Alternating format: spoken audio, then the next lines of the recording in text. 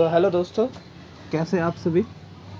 उम्मीद रखता हूँ कि आप लोग एकदम सही सलामत और हेल्दी है और आप लोगों का प्रिपरेशन जिस भी एग्ज़ाम आप लोग देना चाहते हैं वहाँ पर आप लोगों का प्रिपरेशन भी मस्त चल रहा है। आज हम लोग बात करने वाले हैं न्यूक्लियोटाइड डिग्रेडेशन का आखिरी topic, that is degradation of the purine nucleotide. Okay, चलिए शुरू करते हैं बिना किसी देरी से। इस वीडियो के पहले कुछ प्री रिक्विजिट्स है। प्री रिक्विजिट्स ये है कि डिग्रेडेशन ऑफ प्यूरिन न्यूक्लियोटाइड को समझने के लिए आपको सिंथेसिस ऑफ प्यूरिन न्यूक्लियोटाइड को समझना पड़ेगा, क्योंकि यहाँ पर कुछ डेफिशिएंसी के बारे में हम लोग बात करने जा रहे हैं, जिसको समझने के लिए आप लोगों के पास at least de novo synthesis of purine nucleotide and salvage pathway for purine nucleotide synthesis, ये दो चीज़ आप लोगों को क्लियर होना बहुत ज़रूरी है। ओके, अगर आप लोगों को क्लियर है तो बहुत अच्छी बात है, हम लोग शुरू करने जा रहे हैं। और अगर आपको क्लियर नहीं है तो ये जो प्लेलिस्ट है हमारा, वहाँ पर ही कुछ आगे ही आप लोगों को इन सब टॉपिक्स के ऊपर वीडियो मिल जाएगा, आप लोग देख सकते हैं। Okay, first thing that I want to mention that pyrimidine nucleotide की डिग्रेडेशन, जिसको मैंने पिछले वीडियो पे कवर किया था, वहाँ पर मैंने आपको दिखाया था कि पिरिमिडिन न्यूक्लियोटाइड पहले उस रिंग को ओपन होता है। ओके, पिरिमिडिन न्यूक्लियोटाइड का रिंग है, मैंने आपको बोला है एक ही रिंग होता है, और प्यूरिन के केस में दो। प्यूरिन का रिंग पहले ओपन होएगा, उसके बाद उसके डिग्रेडेशन के माध्यम से हाईली वाटर सॉल्युबल कंपाउंड मुझे मिलेगा। इतना तक क्लियर है आपको। ओके, एंड इस हाईली वाटर सॉल्युबल कंपाउंड का नाम है beta alanine and beta amino isobutyrate, right. पर प्यूरिन न्यूक्लियोटाइड के केस में रिंग का डायरेक्ट ओपन नहीं होता। ओके, इंस्टेड उसका कुछ पोर्शन ऑल्टरेशन होता है और रिमूव भी होता है, एंड ऐसे करके सिक्वेंशियली पूरा का पूरा न्यूक्लियोटाइड डिग्रेडेड होता है। Okay, now it is expected that हम लोग पाथवे के बारे में बात कर रहे हैं, यार तो कुछ भी इन प्रोडक्ट तो ज़रूर मिलेगा।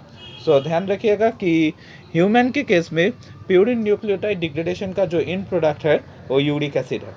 ओके, पर मैमल्स के केस में अदर देन प्राइमेट्स उस यूरिक एसिड फर्दर ऑक्सीडाइज होके एलाइनटोइन तक भी जा सकता है।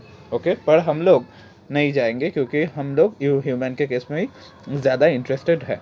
ओके, एंड कुछ एनिमल तो जो ज़्यादातर प्राइमेट नहीं होते, जो ज़्यादातर मैमल्स नहीं होते, उस एलांटोइन को भी फिर से डिग्रेडेट करके यूरिया और एमोनिया तक ले जा सकता है। ओके, हम लोग देखेंगे। In human beings uric acid is the final product of the purine degradation and is essential. Okay, and it is excreted in the urine. Okay, now यहाँ से मैंने आप लोगों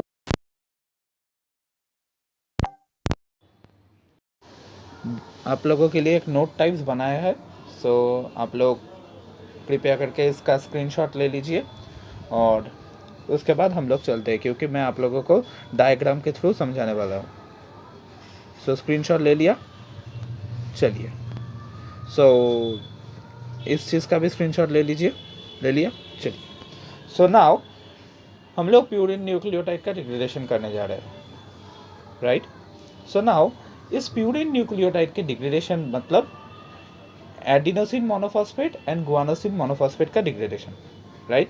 हमारा पाथवे का जो दो पहला कंपाउंड होगा वो obviously adenosine monophosphate and guanosine monophosphate होगा, इसमें कोई भी कंफ्यूजन नहीं रहना चाहिए, राइट। एडिनोसिन मोनोफॉस्फेट से पहले एक एमाइनो ग्रुप निकल जाएगा और हमें मिलेगा इनोसिन मोनोफॉस्फेट। ओके, मैं आशा रखूँगा कि आप लोग पहचानते हैं इनोसिन मोनोफॉस्फेट क्या है। हमने de novo synthesis of purine nucleotide में पढ़ा था कि इनोसिन मोनोफॉस्फेट से हम लोगों को adenosine monophosphate and guanosine monophosphate मिलेगा। हम लोग एक तरह से बैक कैलकुलेशन कर रहे हैं, आप लोग समझ पा रहे होंगे, राइट। नाउ इस एडिनोसिन मोनोफॉस्फेट से यहाँ पर एक फॉस्फेट ग्रुप भी निकल जाएगा in presence of 5 nucleotidase. Okay, enzyme यहाँ पर काम कर रहा है। और इस अमाइनो ग्रुप लिबरेशन के केस में जो एंजाइम काम कर रहा है उसका नाम है AMP डियामिनेज।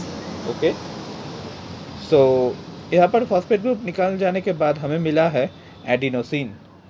ओके, नाउ इस एडिनोसिन से फिर से अमाइनो ग्रुप निकल जाएगा। ओके, एंजाइम जो है वो है एडिनोसिन डियामिनेज, और इस एंजाइम का अच्छे से याद रखिएगा क्योंकि ये थोड़ी देर बाद एक डेफिशिएंसी का केस भी बनने वाला है। ओके, सो नाउ आप मुझे बताइए कि एडिनोसिन मोनोफॉस्फेट से मैं अमाइनो ग्रुप निकाल दिया तो मुझे मिला inosine monophosphate. Okay, now adenosine monophosphate से मैंने फॉस्फेट ग्रुप हटा दिया और मुझे मिला एडिनोसिन। नाउ एडिनोसिन क्या है?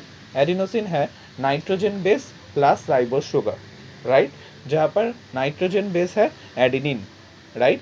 सो मैं यहाँ से अमाइनो ग्रुप अगर हटाया तो मुझे क्या मिलेगा? मुझे मिलेगा जो मैं इनोसिन मोनोफॉस्फेट से फॉस्फेट ग्रुप हटाकर पाऊंगा, राइट।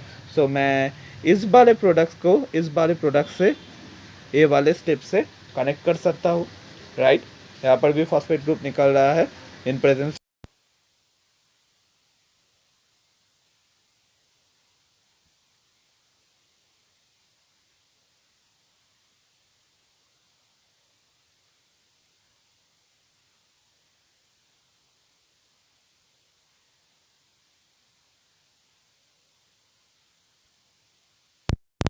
ओके, उसके साथ जब एक राइबोस ग्रुप लग जाता है तब तैयार होता है इनोसिन, राइट। और इनोसिन में जब फॉस्फेट ग्रुप लग जाता है तब तैयार होता है इनोसिन मोनोफॉस्फेट।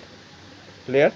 नाउ अब मुझे बताइए कि डीनोवो सिंथेसिस के समय जो राइबोस ग्रुप है वो हम लोगों को कहाँ से मिल रहा था? हम लोगों को मिल रहा था फ्रॉम राइबोस 5 फॉस्फेट, राइट। वहाँ से हम लोग PRPP बना रहे थे और PRPP से सब्सिक्वेंट रिएक्शन चल रहा था।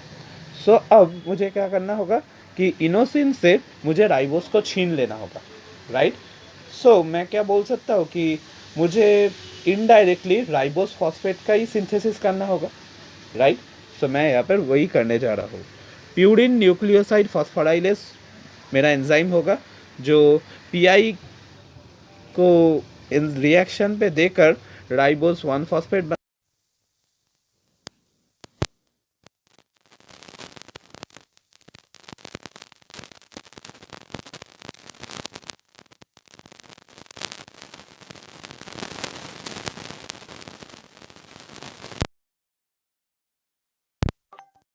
O2 प्लस वाटर भी यहाँ पर काम करेगा और हम लोगों को मिलेगा xanthine।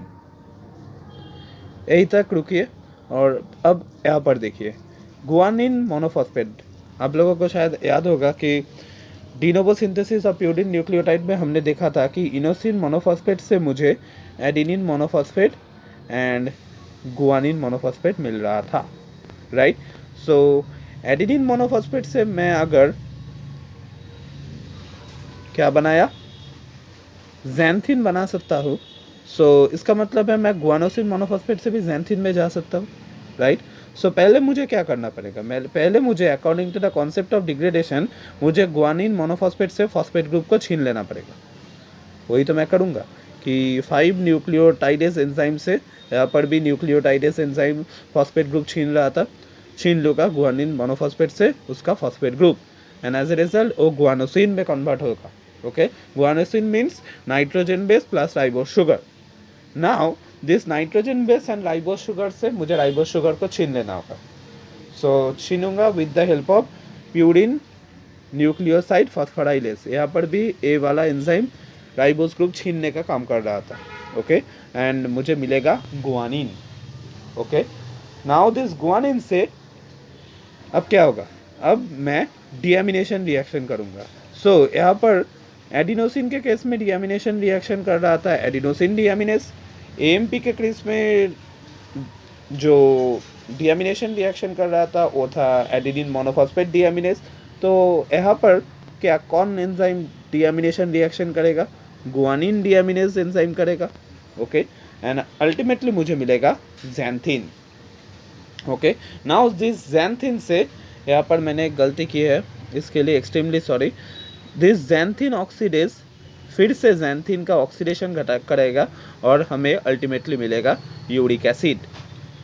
इस यूरिक एसिड से कुछ कुछ mammals other than primate allantoin तैयार करता है और कुछ कुछ एनिमल्स अदर देन मैमल्स उस एलांटोइन को भी फर्दर डिग्रेडेट करके यूरिया और इवन अमोनिया तक जाता है। ओके, पर हमारे लिए यही तक इम्पॉर्टेंट है। ओके, और यहाँ पर ए वाला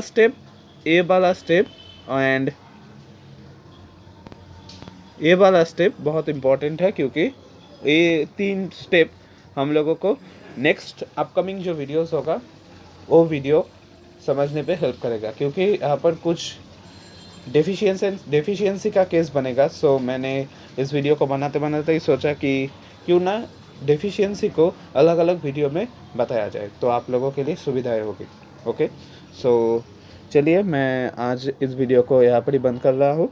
सो आशा रखूँगा कि आप लोगों ने कुछ सीखा होगा इस वीडियो से, और अगर आपको ये वीडियो अच्छा लगा है सो प्लीज़ इस वीडियो को लाइक कीजिए, शेयर कीजिए और सब्सक्राइब कीजिए। एंड सब्सक्राइब के साथ साथ अगर कुछ कंस्ट्रक्टिव सजेशन हो तो मुझे ज़रूर बताइएगा। ओके, सो बाय बाय।